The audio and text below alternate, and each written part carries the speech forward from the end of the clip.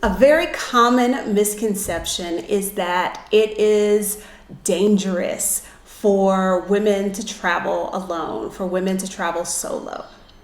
Today, we're going to talk about why that is a ridiculous, big, fat, stupid lie. And if you can do things alone in your regular life, there is no reason you can't travel solo. But if you're new here, let me introduce myself. I'm Adelia Borchade, also known as Picky Girl Travels the World. I travel the world working when I feel like it. I have created the life of my dreams because I was able to reach financial independence even on my tiny public school teacher salary. And so I help other Black women do what I did, create a life they love, get their money in order so that they can travel, move abroad, or do whatever it is that makes them happy. It is a big fat lie that it is dangerous for a woman to travel solo. I have traveled by myself to at least 40 different countries. I have moved virtually alone or with my daughter to 4 different countries, one of which was at one time the murder capital of the world. Not a brag, but it's just a fact. So it's total BS that it is too dangerous. Safety. How safe are you at home in your country right now?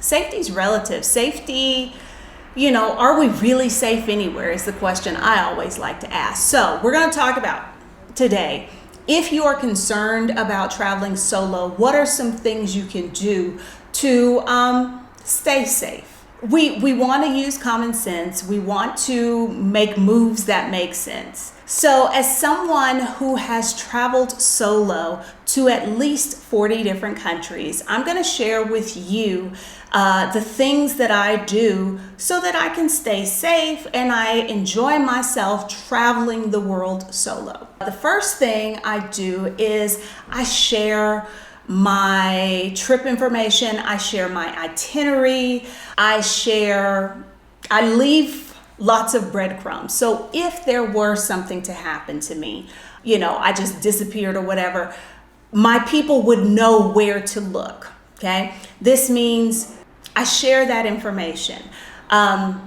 As well as my plans for ground transport. Do I plan to take a taxi from the airport? Am I catching the bus? Whatever I'm doing, I share all aspects, where I'm going to eat if I have planned that, excursions I'm going to take. How I share that is with an app called TripIt.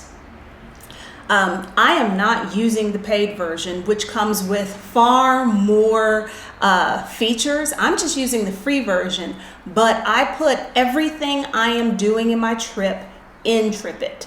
So, and TripIt makes it super easy. So you get the confirmation email for your hotel or your Airbnb. You can forward that to TripIt and it adds it.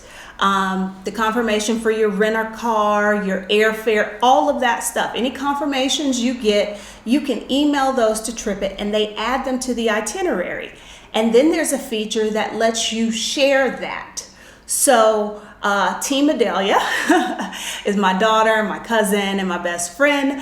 Anytime I travel, they get a little email from TripIt saying that I have shared an itinerary with them. They can go in there and they can see, this is the flight she's taking, this is where she's gonna stay. And even throughout my trip, as plans change, I modify what's in TripIt. You can manually add events or activities. So, one of my favorite things to do is kind of just to wander a city and find cute little bakeries and cafes. So if there is like if I was visiting Mexico City, for instance, I might put explore neighborhoods of Condesa and Roma Norte. I would put that in TripIt. That way they know, okay, from 2:30 to 5:30, this is what she planned to do. This is where she was. One of the things I love about ride shares like Lyft and Uber and Didi and Beat and Bolt and Cabify and all of them is there is a feature in there that allows you to share your ride with someone. And so from their phone or from their computer, they click on the link and they can follow your progress in the Uber from where you start to your destination. So, because I know there was a great deal of concern for women about taking Ubers in the US, let alone internationally. This is a way that people will know where you are, and if something happens, they will know. Am I staying in a hotel? Am I staying in an Airbnb? Is one of those more safe for women than others? I don't think so. I also stay in hostels. I'm going to link in the description to the video I did with Stephanie Perry and Rashida Dow of Sheeta's on the Loose, Stephanie Perry of Vicarious, debating, what's better, hostels or Airbnbs. Something else that I like to do is to have both physical copies and digital copies of my important documents, my credit cards, my IDs, things like that. I have a folder on my phone, Google Drive, wherever you want to put it. There's a picture of the front and back of my driver's license, my Mexican residency card, my credit cards, my passport. This came in handy a few years ago because I had my wallet stolen when I first moved to Mexico City. And when I needed to call the credit card companies to tell them that, hey, my wallet had been stolen, I don't know those numbers. I don't know the numbers to call by heart. I don't know my credit card numbers by heart. But because I had those saved electronically, I could just pull them up on my Google Drive and I had that information. You want to take your safety to a next level, share that with your people as well. Like, you can have a share link to that folder, share that with them. That way, if something were to happen and they're calling the embassy, they can say her passport number is blah, blah, blah. It depends how deep you want to go, but these are some of the things I do. Okay, I take that back. This is something I don't really do, but because I don't talk to people. Yeah, I don't know if y'all know this, but I am an introvert, so I don't speak to strangers. I have a killer resting bitch face, so strangers don't usually talk to me. Why am I telling you this? Well, one of the concerns that a lot of women have about traveling alone is other people knowing that they are traveling alone. And so one suggestion is to prepare a cover story like, oh, I'm meeting someone, or, my husband's in the room, or my girlfriend's coming to meet me later. If you feel like you won't know what to say if somebody asks you if you're traveling alone, prepare that cover story ahead of time. Like I said, I don't personally do that because as a general rule, I don't talk to strangers. And I don't look inviting for strangers to talk to me. So that's not an issue that comes up. But if you think that you might be nervous in the moment, go ahead and plan your cover story. Once you arrive to your location and you're on the ground and you are alone, it can be a little disconcerting. You've just got out of the airport, just exited the plane, you left customs and you're trying to get the lay of the land, figure out where the ATM is, all of that stuff. You ever hear the saying, act like you belong and people won't bother you? This is one of those times. You need to project confidence that you know what you're doing, this is no big deal, that you're very comfortable. Because that body language, if someone was looking to make someone pray, they're going to look for an easy mark. And so what you want to do is not look like that. Pay attention to your surroundings.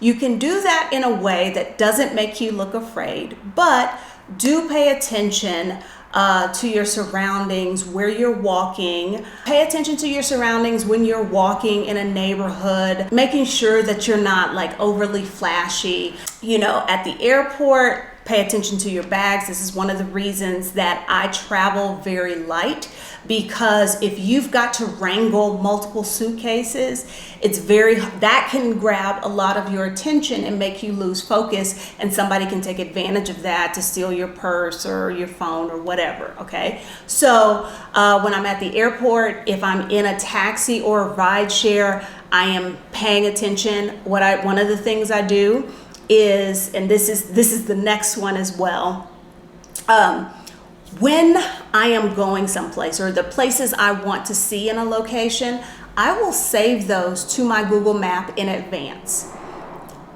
Even if I am someplace that I do not have cell service, I can still see the blue dot that shows me where I am. And by default, even though you don't have cell service and you can't search a location, you can see the blue dot moving. So if I've already marked the location of my hotel and I get in the ride share, I follow along on the Google map so that I can see the blue dot getting closer to the hotel. If I notice that the blue dot is not going where it's supposed to, I'm going to say something. One, because are you trying to rip me off?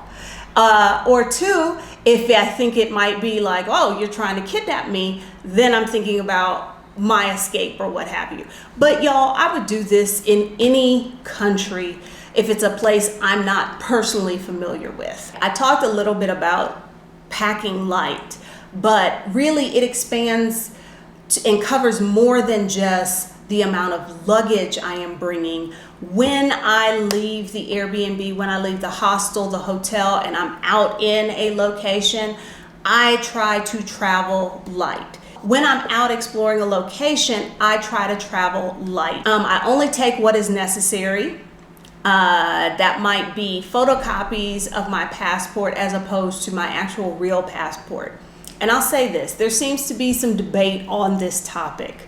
I have done both. There have been places, like when I was in China, I carried my actual passport on me, because if the Chinese government was going to snatch me off the street or disappear me, I figured I'd have a better chance getting out of that situation with an actual passport versus photocopies of my passport.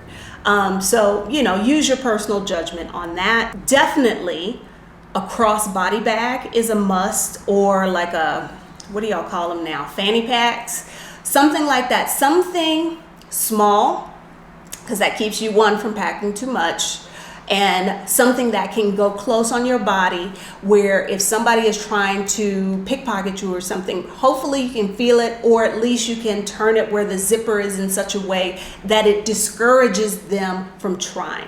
That's really what a lot of staying safe is about, is you don't want to look like an easy mark. So if you look like it'll be harder to rob you or take advantage of you, they will pick someone else. Not that I'm saying I want them to pick someone else, but you would rather they not pick you.